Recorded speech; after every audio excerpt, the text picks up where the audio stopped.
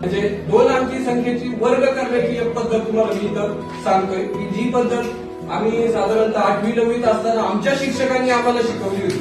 ती मी कुठेही युट्यूबला वगैरे बघितलेली नाही. आमच्या शिक्षकांनी ते ज्ञान आम्हाला दिलं होतं आणि आता आपलं कर्तव्य आहे शिक्षक म्हणून की आपण हे ज्ञान पुढच्या पिढीकडे सुपूर्द केलं पाहिजे. तर समजा आता इथे मी एक संख्या घेतो, ही घेतली किती 43. अतिशय साधी आणि सोपी पद्धत आहे. काय करायचंय, अगोदर या पहिल्या संख्येचा वर्ग करायचा 9. त्याच्यानंतर या 2 संख्येचा गुणाकार करायचा 4 आणि 3 यांचा गुणाकार केला तर किती उत्तर येते 8. परत त्याची दुप्पट करायची, किती आले 24. त्याच्यानंतर 2 आपण हातचा पकडायचा, बरोबर 24 आले ना.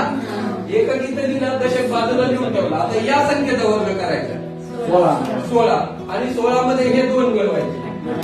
ही झाली त्याची वर्ग करण्याची पद्धत.